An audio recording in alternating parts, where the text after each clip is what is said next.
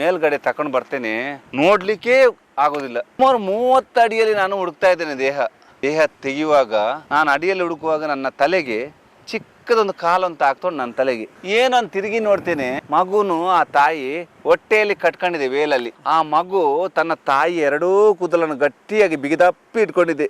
Bank finance ಅಲ್ಲಿ ಎಷ್ಟೋ ಲಕ್ಷ ರೂಪಾಯಿ ಸಾಲ ತಗೊಂಡು, ಅದಲ್ಲ ನನ್ನ ಮಡದಿ, ನಿಮ್ಮ ಮುಂದೆನೇ ಹೇಳ್ತಿದ್ದೀನಿ, ಅವಳಿಗೆ ಮದುವೆ ಆದಾಗ ಮನೆಯಲ್ಲಿ ಸ್ವಲ್ಪ ಚಿನ್ನಾಭರಣ ಕೊಟ್ಟಿದ್ದಾರೆ, ಅವಳದು ಕರಿಮಣಿ ಅಂತ, ಅಂಥದ್ದೆಲ್ಲ ಚಿನ್ನ ಎಲ್ಲ ಇಟ್ಟು ನಾನು ಇವತ್ತು ದೇಹ ಬಿದ್ದಾಗ ಯಾರು ಸಹ ಹೋಗ್ಬೋದು. ಸ್ವಲ್ಪ ಈಜು ಗೊತ್ತಿದ್ರೆ ಸಾಕೊಳ್ಳೆ, ಯಾಕೆಂದರೆ ಧೈರ್ಯ ಬೇಕು. ಆ ದೇಹ ಮುಟ್ಲಿಕ್ಕೆ ಧೈರ್ಯ ಬೇಕು. ಯಾಕೆಂದರೆ ಹೆಚ್ಚಿನವರು ಒಂದು ದೇಹ ಯಾರು ಸತ್ತಿದ್ದಾರೆ ಅಂತ ಹೇಳಿದ್ರೆ ಅವನು ದೇಹ ಮುಟ್ಲಿಕ್ಕೆ ಹೋಗೋದಿಲ್ಲ, ಭಯ ಪಡ್ತಾರೆ. ಒಂದು ಆ ದೇಹ ಬಿದ್ದಾಗ ಆ ದೇಹದಲ್ಲಿ ನಮ್ಮನ್ನೇನಾದ್ರೂ ಇಟ್ಕೊಳ್ಳುವ ಒಂದು ಆತ್ಮ ಇದೆ ಅಂತ ಭಯ ಪಡುದು. ನಮ್ಗೇನಾದ್ರು ಕಷ್ಟ ಬರ್ಬೋದು, ಆದ್ರೆ ಆ ರೀತಿ ಇರುದಿಲ್ಲ. ಖಂಡಿತ ಮನುಷ್ಯನ ಆತ್ಮ ಬಿಟ್ಟು ಹೋಗ್ಬಿಟ್ಟಿರುತ್ತೆ, ಅದ ಒಳಗಡೆ ಹೋಗ್ಲಿಕ್ಕೆ ಆಗೋದಿಲ್ಲ. ಅದು ಯಾರು ಹೇಳಿದ ಹಾಗೆ, ಒಂದು ದೇಹ ಸತ್ತ ಮೇಲೆ ಆ ಆತ್ಮ ಮತ್ತೊಬ್ಬರ ದೇಹವನ್ನು ಒಳಗೆ ಹೋಗ್ಲಿಕ್ಕೆ ನೋಡ್ತಾ ಅಂತ ಹೇಳ್ತಾರೆ.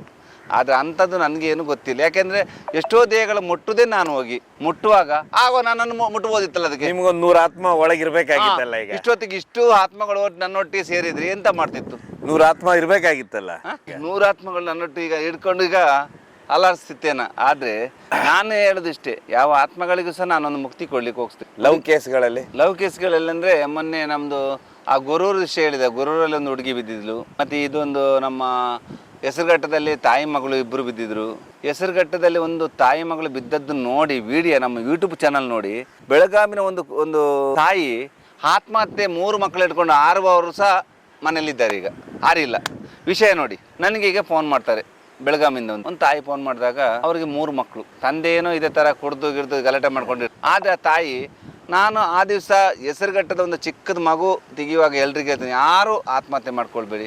ಯಾಕೆ ನಿಮ್ಮ ಕಷ್ಟ ಬಂದರೆ ನಿಮಗೆ ಸಂಘ ಸಂಸ್ಥೆ ಇದೆ, ಪರಿಹಾರ ಅವ್ರು ಕೊಡ್ತಾರೆ. ಯಾರೋ ದೊಡ್ಡವರೊಂದು ನೀವು ಬೇಡ, ನಿಮ್ಗೇನು ಕಷ್ಟ ಬಂತಂತೇಳಿ ನೀವು ಸಾಯ್ದೊಂದು ಇದಲ್ಲ, ಅಂತಿಮ ನಿರ್ಧಾರ ಅಲ್ಲ. ಸಾವು ನಾವು ಅದಕ್ಕೆ ನಾವು ಒಂದು ದೇವರು ನಮಗೊಂದು ಬದುಕಲಿಕ್ಕೆ ಇದು ಕೊಟ್ಟಿದ್ದಾರೆ. ನಾವು ಹೋಗಿ ಸಾಯ್ಲಿಕ್ಕೆ ನಾವು ಯಾಕೆ? ಅದು ಸಹ ಚಿಕ್ಕ ಮಕ್ಕಳು ಇಟ್ಕೊಂಡು ಸಾಯಬೇಡಿ. ನಿಮಗೆ ಕಷ್ಟ ಬಂದರೆ ಒಂದು ಸಂಘ ಸಂಸ್ಥೆ ಅಂದರೆ ಒಂದು ದೇವಸ್ಥಾನಕ್ಕೆ, ಒಂದು ಆಡಳಿತ ಮಂಡಳಿಗೆ ಹೋಗಿ, ಇಲ್ಲದೆ ಯಾರೋ ದೊಡ್ಡವರಿದ್ದಾರೆ, ತಿಳಿದವರಿದ್ದಾರೆ, ಅವ್ರ ಹತ್ರ ಹೇಳಿ ನಿಮ್ಮ ಕಷ್ಟವನ್ನು ನೀವು ಹೇಳಿ. ನನಗೆ ಇದೇ ಸಾವೇ ಒಂದು ನಿರ್ಧಾರ ಅಲ್ಲ. ಎಷ್ಟೋ ಜನ ತಮ್ಮಲ್ಲಿ ಏನಿಲ್ಲ ಅಂತ ಒಂದು ಗಾಡಿ ಅಂಗಡಿ ಹಾಕ್ಕೊಂಡು ಹೊಟ್ಟೆಪಾಡಿಗೋಸ್ಕರ ಕೆಲಸ ಮಾಡ್ಕೊಂಡಿರ್ತಾರೆ, ಜೀವನ ಮಾಡ್ತಾರೆ. ಈ ಒಂದು ಕಾಲಿಲ್ಲ ಕೈ ಇಲ್ಲದವ್ರು ಸಹ ಒಂದು ಎಳ್ನೀರು ಅಂಗಡಿ ಇಟ್ಕೊಂಡು ಅಲ್ಲಿ ಕೆಲಸ ಮಾಡ್ತಾರೆ. ತಮ್ಮ ಒಂದು ಸ್ವಾವಲಂಬಿ ಜೀವನ ಮಾಡ್ಕೊಂಡು ಎಷ್ಟೋ ಜನ ಇದ್ದಾರೆ. ಎಲ್ಲ ಹೋಟ್ಲಲ್ಲಿ ತಟ್ಟೆ ತಿಳ್ಕೊಂಡು ಪ್ಲೇಟ್ ತಿಳ್ಕೊಂಡು ಕೆಲಸ ಮಾಡಿದವರು ಇದ್ದಾರೆ. ಅದೇ ರೀತಿ ಇಂಥ ವಿಷಯವನ್ನು ನಾನು ಮೊನ್ನೆ ಆ ದಿವಸ ನನ್ನ ಯೂಟ್ಯೂಬಲ್ಲಿ ಚಾನಲ್ ಹೇಳಿದೆ, ಎಲ್ರಿಗೂ ಸಹ ಒಂದು ಅಂತಿಮ ನಿರ್ಧಾರ ತೆಗೆದುಕೊಳ್ಬೇಡಿ, ನೀವು ಆದಷ್ಟು ಬದುಕಿ ಉಳಿರಿ. ಏನಾಗಿತ್ತು ಸರ್ ಆ ತಾಯಿ ಮಗಳದ ಕೇಸ? ಅಲ್ಲಿ ಬಿದ್ದಾಗ ಅದು ಹೆಸರುಘಟ್ಟದಲ್ಲಿ ಇದೇ ವಿಷಯ. ನಾ ಸುಮಾರು ಒಂದು 40 ಅಡಿ ಅಂದರೆ ಹೆಸರುಘಟ್ಟ ಸಾಲ ಮನೆಯಲ್ಲಿ ಗಂಡಂದು ಕಿರುಕುಳ ಆಗಿರ್ಬೋದು, ಅಲ್ಲ ಮನೆಯವ್ರದ್ದು ಕಿರುಕುಳ ಆಗಿರ್ಬೋದು. ಅದರಿಂದ ಬೇಸತ್ತು ತಾಯಿ ಒಂದು 24 ವರ್ಷ 25 ವರ್ಷ ಆಗಿರ್ಬೋದು, 2 ವರ್ಷದ ಹೆಣ್ಣು ಮಗಳ ಕರ್ಕೊಂಡು ಹೋಗಿ ಆ ಹೆಸರುಘಟ್ಟ ಕೆರೆಗೆ ಬೀಳ್ತಾರೆ. ಹೆಸರುಘಟ್ಟ ಕೆರೆಗೆ ಬಿದ್ದಾಗ ಅಲ್ಲಿ ಇದ್ದದೊಂದು ಸ್ಕೂಟಿ, ಚಪ್ಪಲ್ ಇದೆ. ಆವಾಗ ಏನಾಯ್ತು, ಅದು ಬಿದ್ದು ಎಲ್ಲ ಹುಡುಕ್ತಾರೆ, ಸಿಕ್ಕಿಲ್ಲ. ಫೈರ್ ಬ್ರಿಗೇಡ್ ಬರ್ತಾರೆ. ಮರುದಿವಸ ಬೆಳಿಗ್ಗೆ ಹೋಗ್ತೀವಿ. ಹೋದಾಗ ತುಂಬ ದುಃಖ ಆಗಿದ್ದು ನಂಗೆ. ಅದು ಸುಮಾರು 30 ಅಡಿಯಲ್ಲಿ ನಾನು ಹುಡುಕ್ತಾ ಇದ್ದೇನೆ ದೇಹ ತೆಗೆಯುವಾಗ, ನಾನು ಅಡಿಯಲ್ಲಿ ಹುಡುಕುವಾಗ ನನ್ನ ತಲೆಗೆ ಚಿಕ್ಕದೊಂದು ಕಾಲು ಅಂತ ಹಾಕ್ಕೊಂಡು ನನ್ನ ತಲೆಗೆ ಏನಂತ ತಿರುಗಿ ನೋಡ್ತೇನೆ, ಮಗುನು ಆ ತಾಯಿ ಹೊಟ್ಟೆಯಲ್ಲಿ ಕಟ್ಕೊಂಡಿದೆ ವೇಲಲ್ಲಿ. ತಾಯಿ ಮೇಲ್ಗಡೆ ಒಂದು ಬಳ್ಳಿಗೆ ಸಿಕ್ಕಾಕೊಂಡಿದ್ದಾಳೆ, ಮಗು ಅದರ ಕೆಳಗಡೆ ಉಂಟು. ನಾನು ಅಡಿಭಾಗದಲ್ಲಿ ಹೂಳಲ್ಲಿ ನೋಡ್ತೀನಿ, ದುಃಖ ಆಗ್ತದೆ. ಒಂದು ತಾಯಿ ಮಗುನ ಕಟ್ಕೊಂಡು ಆರ್ಬೇಕಾದ್ರೆ ಎಷ್ಟು ದುಃಖ ಇದೆ. ಮೇಲ್ಗಡೆ ತಕೊಂಡು ಬರ್ತೇನೆ, ನೋಡ್ಲಿಕ್ಕೆ ಆಗೋದಿಲ್ಲ. ಎಲ್ಲ ಆ ಮಗುನ ಕಟ್ಕೊಂಡ್ಬಿಟ್ಟಿದ್ದಾಳೆ, ಅಂದ್ರೆ ಮಗುನು ಸಾಯಿಸ್ಬೇಕಂತ. ಆ ಮಗು ತನ್ನ ತಾಯಿ ಎರಡೂ ಕೂದಲನ್ನು ಗಟ್ಟಿಯಾಗಿ ಬಿಗಿದಪ್ಪಿ ಇಟ್ಕೊಂಡಿದೆ. ಎಷ್ಟು ದುಃಖ ಆಗ್ತದೆ ಅಂದರೆ, ನನಗೆ ಸಹ 3 ಮಕ್ಕಳಿದೆ, ಒಂದು ತೀರಿ ಹೋಗಿದೆ. ಆ ತಾಯಿ, ಆ ಮಗು ತನ್ನ ತಾಯಿ ರಕ್ಷಣೆ ಮಾಡ್ಬೇಕಂತ ಎಷ್ಟು ಗಟ್ಟಿಯಾಗಿ ಅಂಗಲಾಚಿ ಕೂಗಿರ್ಬೋದು. ಯಾಕೆಂದ್ರೆ ಅದಕ್ಕೆ ತಾಯಿಯೇ ದೇವರು. ಆದರೆ ಆ ತಾಯಿ ಎಷ್ಟು ನೋವು ಅನುಭವಿಸಿರ್ಬೋದು. ಆ ನಿರ್ಧಾರ ಬರಬೇಕಾದ ಎಷ್ಟು ನೋವಿಂದ, ಎಷ್ಟು ಕಷ್ಟದಿಂದ ತನ್ನ ಮಗುನನ್ನು ಒಟ್ಟಿಗೆ ನಾವಿಬ್ಬರು ಸಾಯುವ ಅಂತ ಹೇಳಿದ್ರೆ ಯಾವ ನಿರ್ಧಾರ ತೆಗೆದುಕೊಂಡಿರ್ಬೋದು. ಆ ಮನೆಯಿಂದ ಎಷ್ಟು ನೋವು ಕೊಟ್ಟಿರ್ಬೋದು ಅವರು. ಆ ಗಂಡಾದವನು ಸಹ ಆಗಲಿ, ಎಷ್ಟು ಆ ತಾಯಿ ಮತ್ತು ಮಗು ನೋಡಿ ತುಂಬ ದುಃಖ ಆಯಿತು. ಯಾಕೆಂದರೆ ಕೈ ಕೂದಲಿಂದ ಬಿಡಿಸ್ಲಿಕ್ಕೆ ತುಂಬ ಒತ್ತಾಯಿತು. ಯಾಕೆಂದರೆ ಆ ಚಿಕ್ಕ ಕೈ, ಆ ತಲೆಯ ಕೂದಲನ್ನು ಗಟ್ಟಿಯಾಗಿ ಇಟ್ಕೊಳ್ಬೇಕಾದ್ರೆ ಆ ಮಗು ಸಹ ಎಷ್ಟು ಹತ್ತಿರ್ಬೋದು. ಆ ತಾಯಿ ಕೊನೆ ಗಳಿಗೆಯಲ್ಲಿ ಆರುವಾಗ ಆ ಮಗು ಎಷ್ಟು ಬೊಬ್ಬೆ ಹೊಡೆದಿರ್ಬೋದು, ಅಮ್ಮ ನನ್ನ ಬದುಕಿಸು ಅಂತ. ಆವಾಗ ಆ ತಾಯಿಗೆ ಎಷ್ಟು ತನ್ನ ಮಗ ಕಂದಮ್ಮನೊಟ್ಟಿಗೆ ಆ ಕಣ್ಣೀರು ಹರಿಸ್ಕೊಂಡು ಆ ಕಣ್ಣೀರಲ್ಲಿ ದಾರಿಯಾಗಿ ಆ ನೀರಲ್ಲಿ ದಾರಿಯಾಗಿ, ಯಾಕಂದ್ರೆ ತನ್ನ ಮಗುನೊಟ್ಟಿಗೆ ಸಾಯ್ಬೇಕು, ಎಷ್ಟು ಅಚಲವಾದ ನಿರ್ಧಾರ ಮಾಡ್ಬೇಕು, ಎಷ್ಟು ಕಷ್ಟ ಇರ್ಬೇಕು ಸರ್. ಅದೇ ಹೇಳುದು, ಯಾವ ತಾಯಂದ್ರು ಸಹ ನಾ ಹೇಳುದಿಷ್ಟೇ, ಎಷ್ಟೇ ಕಷ್ಟ ಆಗಲಿ ಏನೇ ಆಗಲಿ ತಮ್ಮ ಮಕ್ಕಳೊಟ್ಟಿಗೆ ಯಾರು ಆತ್ಮಹತ್ಯೆ ಆ ಮಾಡ್ತಾರೆ. ಮಗುನ ಬಿಟ್ಟಿದ್ರೆ ಯಾರಾದ್ರೂ ಸಾಕ್ಬಿಡ್ತಾರೆ. ಖಂಡಿತವಾಗಿ ಯಾವ್ದಾದ್ರು ದೇವಸ್ಥಾನ, ಚರ್ಚಿ, ಮಸೀದಿ ಎಲ್ಲಾದ್ರೂ ಇಟ್ಟರು ಸಹ ಯಾರಾದ್ರೂ ತೆಗೆದುಕೊಂಡು ಹೋಗ್ತಿದ್ರು. ಅದಕ್ಕೇನಿಲ್ಲ, ಸರ್ಕಾರದ್ದೇ ನೋಡಿ. ಇದೊಂದು ಹೇಳ್ಬಿಡ್ತೇನೆ, ಪ್ರತಿ ಊರಲ್ಲಿನೂ ಸರ್ಕಾರದ ಬಾಲಾಶ್ರಮ ಇರುತ್ತೆ, ಖಂಡಿತವಾಗಿ. ಆಮೇಲೆ ದೊಡ್ಡವ್ರಿಗೂ ಆಶ್ರಮ ಇರುತ್ತೆ, ಇದೆ ಅಬಲ ಸರ್ಕಾರದ್ದೇ ಇರುತ್ತೆ. ಖಂಡಿತವಾಗಿಯೂ ಮಹಿಳಾ ಮತ್ತು ಮಕ್ಕಳ ಅಭಿವೃದ್ಧಿಯಲ್ಲಿ ಬರುತ್ತಿದ್ದು ಆ ರೀತಿ ಇದ್ರೆ ಅವ್ರು ಕರ್ಕೊಂಡು ಹೋಗ್ಬಿಡ್ತಾರೆ. ಯಾಕಂತ ಹೇಳಿದ್ರೆ ಅದು ಸರ್ಕಾರದಿಂದ ನಾವೇನು ಟ್ಯಾಕ್ಸ್ ಕಟ್ತೇವೆ, ಸರ್ಕಾರ ಅಲ್ಲಿಗೆ ಹಣ ವಿನಿಯೋಗಿಸುತ್ತೆ. ಪ್ರತಿ ಜಿಲ್ಲೆ ತಾಲೂಕುಗಳಲ್ಲೇನು ಇದಿರುತ್ತೆ. ಮಹಿಳಾ ಮತ್ತು ಖಂಡಿತವಾಗಿ ನೀವು ಹೇಳಿದ ಮಾತನ್ನು ಚಾಚಿ ತಪ್ಪದೇ ಕೇಳಿಸ್ಕೊಳ್ಳಿ ನೋಡುವವರು. ಯಾರಿಗೆ ಕಷ್ಟ ಬಂದ್ರು ಸಹ ಇದೇ ರೀತಿ ಮಾಡ್ಕೊಳ್ಳಿ, ನೀವು ಆತ್ಮಹತ್ಯೆ ಮಾಡ್ಕೊಳ್ಬೇಡಿ. ಮಹಿಳಾ ಮತ್ತು ಮಕ್ಕಳ ಕೇಂದ್ರ ಇದೆ, ಮಕ್ಕಳ ಸ್ವಾಂತಾನ ಕೇಂದ್ರ ಇದೆ, ಅಲ್ಲಿ ಹೋಗ್ಬಿಟ್ರೆ ಮುಗಿದೋಯ್ತು. ಖಂಡಿತವಾಗಿ ಇವ್ರಿಗೆ ಏನಾದ್ರು ಮಕ್ಕಳ ಸಾಕುದು ಕಷ್ಟ ಇದ್ರೆ ಅಲ್ಲೋಗಿ ಹೆಸರು ಬರೆಸಿ ಕೊಟ್ಟು ಬಂದ್ರೆ ಅವ್ರು ಸಾಕ್ತಾರೆ, ಏನ್ ತೊಂದರೆ ಇಲ್ಲ. ಇಲ್ಲ ಅವ್ರಿಗೆ ಬೇಕಾದ್ರೆ ಬೇರೆ ವ್ಯವಸ್ಥೆ ಬೇಕಾದ್ರೂ ಮಾಡ್ತಾರೆ.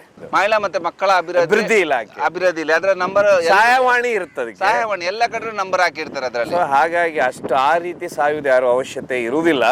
ಸಾಯುವುದಂದ್ರೆ ಇವ್ರ ನಿರ್ಧಾರ ಅಷ್ಟೇನೆ. ಅದಕ್ಕೆ ನಿಮಗೆ ಬೆಳಗಾವಿಯಿಂದ ಫೋನ್ ಮಾಡಿದ್ಲು. ಲೇಡಿ ಫೋನ್ ಮಾಡಿದಾಗ ಹೇಳಿದಿಷ್ಟೇ, ನಾನು ಸಹ ನಿಮ್ಮ ಯೂಟ್ಯೂಬ್ ಚಾನಲ್ ನೋಡಿದೆ, ಇವತ್ತು ಸಹ ನೀವು ಹೇಳಿದ ಮಾತಿಷ್ಟೇ, ಯಾರು ಸಾಯ್ಬೇಕು, ಯಾಕಂದ್ರೆ ಆ ನೋವು ನನಗೆ ಗೊತ್ತಿದೆ. ಇವತ್ತು ಸಹ ನಾನು ಒಂದು ಹೋಟೆಲ್ನಲ್ಲಿ ತಟ್ಟೆ ಪ್ಲೇಟ್ ತೊಳ್ಕೊಂಡು ನನ್ನ 3 ಮಕ್ಕಳನ್ನು ಸಾಕ್ತೇನೆ. ಆವಾಗ ನನಗೆ ಖುಷಿ ಆಯಿತು.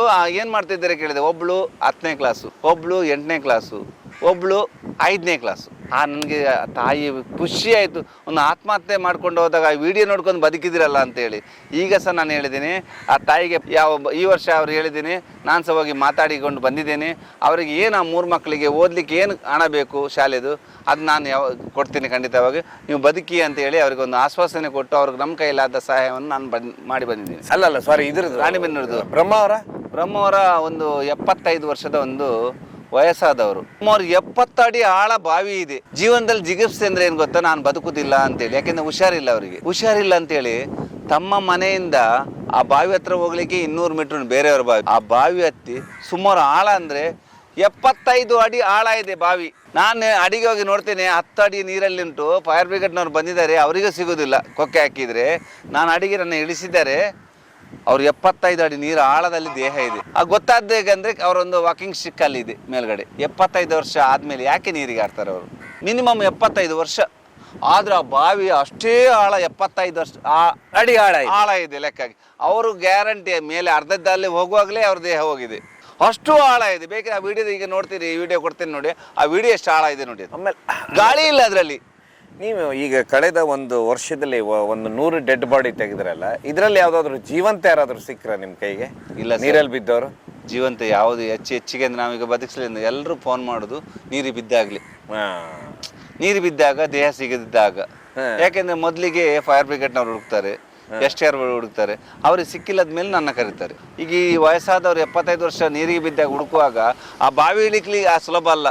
75 ಅಡಿ ಆಳ ಹೋಗ್ಬೇಕಾದ್ರೆ ಅದರಲ್ಲಿ ಗಾಳಿ ಇಲ್ಲ, ಗಾಳಿ ಇರೋದಿಲ್ಲ. ಆವಾಗ ನಾವು ಫೈರ್ ಬ್ರಿಗೇಡ್ ಅವ್ರ ಹತ್ರ ಗಾಳಿ ಬಿಡ್ಲಿಕ್ಕೆ ನೀರು ಬಿಡಿಸ್ತೇವೆ. ಅವಾಗ ನೀರಿನೊಟ್ಟಿಗೆ ಗಾಳಿ ಮೇಲಿಂದ್ರ ಗಾಳಿ. ಹೌದೌದು, ಇಲ್ಲಾಂದ್ರೆ ಬಾವಿ ಆಕ್ಸಿಜನ್ ಇಲ್ಲಲ್ಲ, ಕೆಳಗಿಲ್ಲ. ನಾನ್ ಸತ್ತೋಗ 75 ಅಡಿ ಆಳ ಇದೆ. ಒಂದು ಆಂಬುಲೆನ್ಸ್ ನೋಡಿದೆ, ಏನ್ ಹೊಸದಾಗಿ ನಿಂತ್ಕೊಂಡಿತ್ತು. ಖಂಡಿತವಾಗಿ, ಯಾಕೆಂದ್ರೆ ನನಗೂ ಆಸೆ ಇತ್ತು. ನನ್ನಲ್ಲಿ ಒಂದು ಇಕೋ ಆಂಬುಲೆನ್ಸ್ ಇದೆ, ಅದು ನನ್ನ ಮಗ ತೀರಿ ಹೋದ ಲೆಕ್ಕದಲ್ಲಿ ಒಂದು ಮಾಡಿದ್ದೀನಿ. ಆಮೇಲೆ ಒಂದು ಓಮಿನಿ ಆಂಬುಲೆನ್ಸ್ ಅಂತ ಉಂಟು, ಅದು ಸಹ ನಮ್ಮ ಜನಗಳಿಗೋಸ್ಕರ. ಮತ್ತೊಂದು TT ಆಂಬುಲೆನ್ಸ್ ಉಂಟು ಹಳೆಯದು, 3 ಆಂಬುಲೆನ್ಸ್ ಉಂಟು. ಆದ್ರೆ ನನಗೇನು ಗೊತ್ತಾ, ಅದು TT ಆಂಬುಲೆನ್ಸ್ ತುಂಬ ಹಳೇದಾಗಿದೆ. ಇಲ್ಲಿ ಒಂದು ನಮ್ಮ ಊರಿಗೆ, ನಮ್ಮ ಜಿಲ್ಲೆಗೆ, ನಮ್ಮ ಕರ್ನಾಟಕಕ್ಕೆ ಅಂತ ನನಗೆ ಒಂದು ಆಸೆ ಇದೆ, IC ವೆಂಟಿಲೇಷನ್ ಆಂಬುಲೆನ್ಸ್ ಬೇಕಂತೇಳಿ. ಅದು ಯಾಕೆ ಅಂತ ಹೇಳಿದ್ರೆ, ಸಮುದ್ರದಲ್ಲಿ ಎಷ್ಟೋ ಜನ ಬೀಳ್ತಾರೆ. ಅದು ಯಾರ ಹತ್ರ ಇಲ್ವಾ? ಇಲ್ಲಿ ಇದೆ. ಇಲ್ಲಿ ಅಂತ ಇದ್ರೆ ದೊಡ್ಡ ಆಸ್ಪತ್ರೆಯಲ್ಲಿ ಎಂದು ಇರ್ತದೆ. ಮತ್ತೆ ಯಾರು ಸಾಮಾನ್ಯ ಜನರಿಗೆ ಯಾರು ಸ್ವಂತವಾಗಿ ಯಾರು ಫ್ರೀಯಾಗಿ ಕೊಡುದಿಲ್ಲ. ಇದು ಸರ್ಕಾರ 108 ಅಂತ ಮಾಡಿದೆ. ಆದ್ರೆ ಅದ್ರಲ್ಲಿ IC ವೆಂಟಿಲೇಷನ್ ಆಂಬುಲೆನ್ಸ್ ಎಲ್ಲೂ ಮಾಡಿಲ್ಲ ಅವರು, ರಾಜ್ಯದಲ್ಲಿ ಇಲ್ಲ. ಯಾಕೆಂದ್ರೆ ನೋಡಿ, ನನ್ಗೆ ಗೊತ್ತಿದ್ದಾಗೆ ಇಲ್ಲಿ ಎಲ್ಲಾದ್ರೂ IC ವೆಂಟಿಲೇಷನ್ ಬರ್ಬೇಕಾದ್ರೆ ಅದು ಯಾರಾದ್ರೂ ಗೌರ್ಮೆಂಟ್ ಆಸ್ಪತ್ರೆಯಿಂದ ಮಾತ್ರ ಗೌರ್ಮೆಂಟ್ ಹತ್ರ ಸಪ್ಲೈ ಮಾಡ್ತಾರೆ.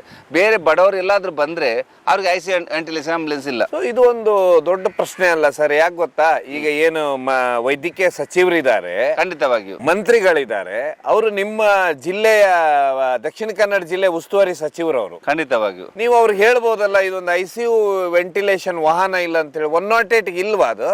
ಇಲ್ಲಿ ಮಲ್ಪೆಯಲ್ಲಿ, ಉಡುಪಿ ಬರ್ಸೋದು ನನ್ನ ಲೆಕ್ಕದಲ್ಲಿ ಎಲ್ಲಿ ಇಲ್ಲ ಅದು.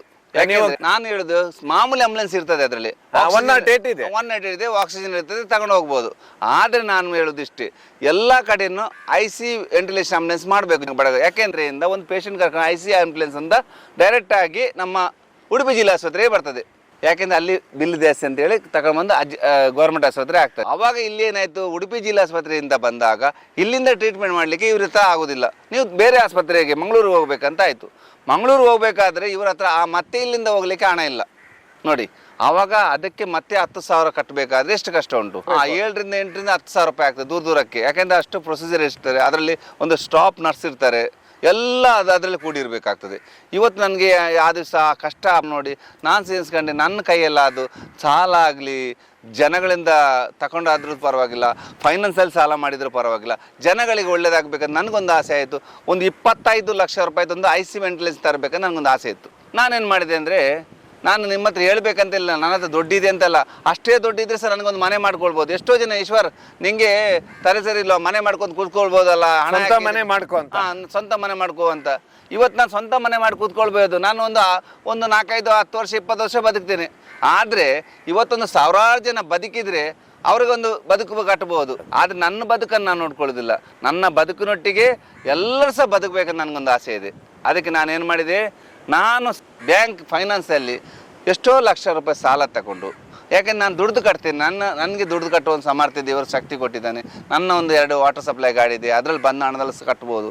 ಅದಲ್ಲ ನನ್ನ ಮಡದಿ, ನಿಮ್ಮ ಮುಂದೆನೇ ಹೇಳ್ತಿದ್ದೀನಿ, ಅವಳಿಗೆ ಮದುವೆ ಆದಾಗ ಮನೆಯಲ್ಲಿ ಸ್ವಲ್ಪ ಚಿನ್ನಾಭರಣ ಕೊಟ್ಟಿದ್ದಾರೆ, ಅವಳದು ಕರಿಮಣಿ ಅಂತ, ಅಂಥದ್ದೆಲ್ಲ ಚಿನ್ನ ಎಲ್ಲ ಇಟ್ಟು ನಾನು ಇವತ್ತು ಮತ್ತು ಜನಗಳು ಕೊಟ್ಟ ಹಣದಿಂದ ಎಲ್ಲವನ್ನು ನಾನು ಒಟ್ಟು ಮಾಡಿ ಇವತ್ತು ಸ್ವಚ್ಛದ ಒಂದು 25 ಲಕ್ಷ ರೂಪಾಯಿದೊಂದು IC ವೆಂಟಿಲೇಷನ್ ಆಂಬುಲೆನ್ಸನ್ನು ಖರೀದಿ ಮಾಡಿದ್ದೀನಿ. ಈಗ ಅದು ನನ್ನ ಮಗ ತೀರಿ ಹೋಗಿದ್ದಾನೆ, ಅವನ ಸವಿ ನೆನಪಿಗೋಸ್ಕರ ಇಡೀ ಜನತೆಗೆ ಯಾರು ಕರೆದ್ರೂ ಸಹ ಉಚಿತವಾಗಿ ಕೊಡ್ತಾ ಇದ್ದೀನಿ. ಈಗ ಅಲ್ಲ ಅದರಲ್ಲಿ ಫ್ರೀ ಸರ್ವಿಸ್ ಅದು ದುಡ್ಡು ತೊಗೊಳ್ಳೋದಿಲ್ಲ, ಯಾರಿಗೂ ದುಡ್ಡಿಲ್ಲ. ಅಲ್ಲ, ಈಗ ಆಂಬುಲೆನ್ಸ್ಗೆ 25 ಲಕ್ಷ ಅಂತಿರಲ್ಲ ಸರ್, ಈಗ ಸುಮಾರು ಜನರ ಪ್ರಶ್ನೆ ಇರುತ್ತೆ, ಯಾಕೆ 25 ಲಕ್ಷ ಆಗುತ್ತೆ ಅಂತೇಳಿ. ಯಾಕೆಂದ್ರೆ ಒಂದು TT ಆಂಬುಲೆನ್ಸ್ ತಗೊಳ್ಬೇಕಾದ್ರೆ ಅದಕ್ಕೇನೆ ಒಂದು 23 ಲಕ್ಷ ರೂಪಾಯಿ ಇದೆ ಒಂದು ಆಂಬುಲೆನ್ಸಿಗೆ. ಆಮೇಲೆ ಅದಕ್ಕೆ ವೆಚ್ಚ ಅಂದರೆ ಅದರ ಮಿಷನರಿಗಳು ಒಳಗಡೆ ಇರುವುದು, ಒಂದೊಂದು ಮಿಷನರಿಗೆ 2.5 ಲಕ್ಷದಿಂದ 3 ಲಕ್ಷ ರೂಪಾಯಿ ಇದೆ. ಒಳಗಡೆ ಆಂಬುಲೆನ್ಸ್ ಒಳಗಡೆ ಮಿಷನ್, ಅದಕ್ಕೆ ಐಟಮ್ ಎಲ್ಲ ಮಾಡಲಿಕ್ಕೆ ಅಷ್ಟುಂಟು. ನಾನೇನು ಮಾಡಿದೆ ಅಂತ ಹೇಳಿದ್ರೆ, ಒಂದು ಸುಚಿತವಾದ ಏನೆಲ್ಲ ರೆಡಿ ಆಗಿದೆ ಅಂತ ಒಂದು ಆಂಬುಲೆನ್ಸನ್ನು ನಾನು ತೆಗೆದುಕೊಂಡಿದ್ದೀನಿ.